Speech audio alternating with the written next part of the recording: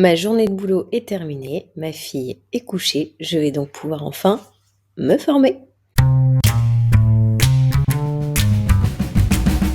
Comme j'expliquais dans un article de blog récemment sur mon site internet, je me lance depuis quelques jours à la découverte du no-code et de l'IA, mais de manière approfondie. Et donc, ça fait quelques jours que je navigue sur énormément de sites internet, que je lis des articles, que je regarde des vidéos, que j'ai intégré des forums et des groupes sur Slack, par exemple. Alors, pas sur Twitter, mais sur Instagram et sur Threads. J'ai aussi, voilà, je suis en train de suivre des hashtags, etc. Et l'idée, c'est de collecter un maximum d'informations. La principale problématique, c'est par où commencer. Donc, je vais commencer ma formation avec Make, qui est visiblement the outil qui permet d'automatiser à peu près tout et n'importe quoi. Je suis confortablement installée, comme vous le voyez, sur mon canapé. Alors, sur Make, j'ai découvert qu'il existait la Make Academy. Donc, je me dis, c'est peut-être intéressant de commencer par là pour découvrir cet outil-là. Je sais pas du tout où je vais. Donc, franchement, c'est en mode découverte totale. Et si ça peut aider certains, eh ben, ça sera tant mieux. Donc, je me suis créé un compte. Ça a pris 3 secondes 30. Et je suis allée dans la partie académie formation. Et en fait, à la fin de cette formation, qui dure à peu près 3 heures visiblement, en potassant la documentation et en ayant des exercices applicatifs, ça permet d'avoir une sorte de certificat Make Foundation. Donc on va voir ce que ça donne. Alors, mise en place de mon premier scénario. C'est parti. Alors, là, ça a été traduit en français, mais normalement, tout le contenu est en anglais. À voir si par la suite ça continue, mais bon. Donc, bienvenue au premier cours faisant partie du certificat Make Foundation dont je vous parlais tout à l'heure. Et dans ce cours, on va explorer différents sujets qui sont les interfaces utilisateurs de scénarios, le fait de renommer et sauvegarder des scénarios, savoir qu'est-ce qu'un module d'application, qu'est-ce qu'une application ou un module, configurer un module, les modules de connexion et une introduction à la cartographie. Donc, dans le parcours d'apprentissage, la première étape, ça sera de paramétrer mon premier scénario. Et chaque élément de contenu d'apprentissage est conçu pour être aussi succinct que possible. Durée d'apprentissage de chaque unité entre 5 et 10 minutes. Ouais, ok, donc en fonction de la capacité d'attention de chacun, de ses disponibilités au cours de la journée. Moi, pour le coup, là, ce soir, c'est parfait. J'ai mon petit bébé de 17 mois qui s'est endormi nickeloos. Et j'ai mon conjoint qui est encore au boulot. Donc, je suis peinarde à la maison. Marquer cette tâche comme terminée. Ok, super. Bon, bah, c'est parti. Là, je vais ouvrir une page avec mon espace de travail que j'ai préparé ici. Et donc, on va suivre les instructions. Donc, créer un nouveau scénario. Ok. Ça charge. Super.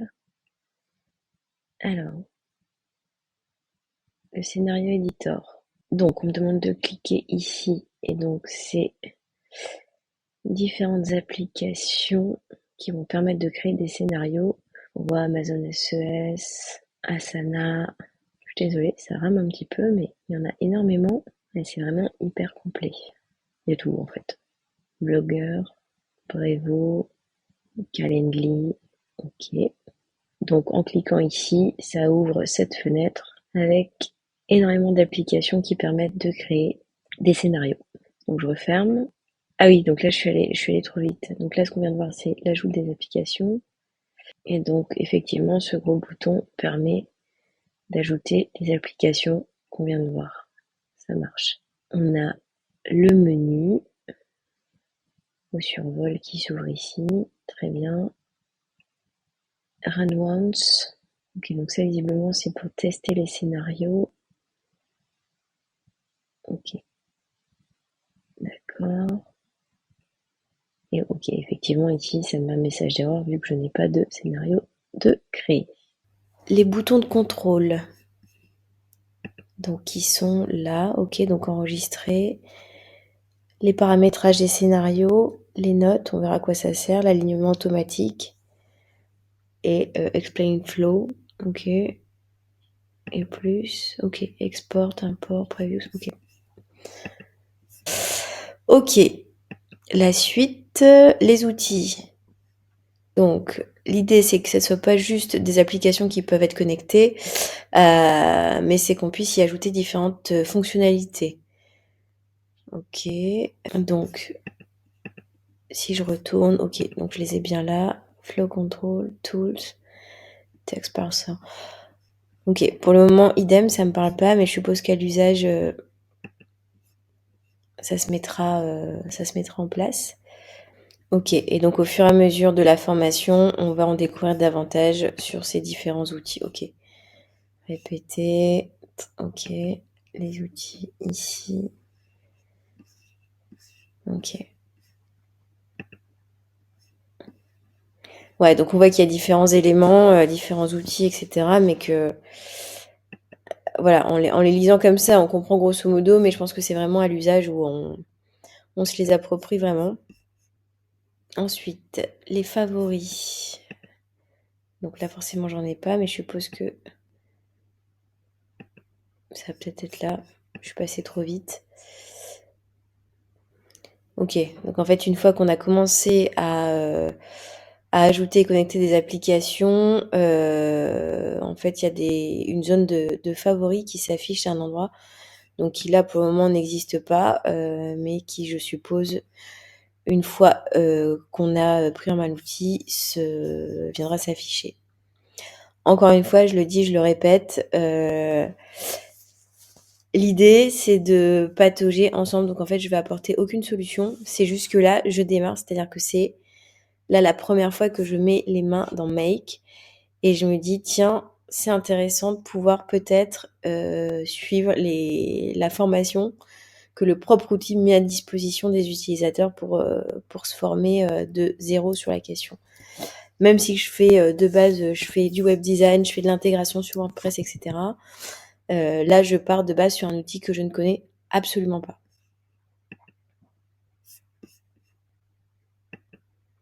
Ensuite, Discover. Donc ça, c'est un bouton qui est là. Très bien. Donc ça, on l'avait vu tout à l'heure, ça s'est affiché automatiquement quand j'ai ouvert l'espace de travail. Et donc c'est là où on va retrouver toutes les ressources de Make. Ok, très bien. Donc là, j'arrive à la fin, donc Next. Et c'est tout. Bon, bah ok, super, ça y est, je sais utiliser Make. Non, en tous les cas, voilà, ok. Bref, introduction, très bien. Comment créer... Donc là, l'idée, ça va être de savoir comment créer un scénario et où se trouvent tous les outils, les fonctionnalités, les systèmes de programmation. Savoir exactement où ils sont dans leur solution. Et donc, visiblement, là, nous venons de terminer la première unité.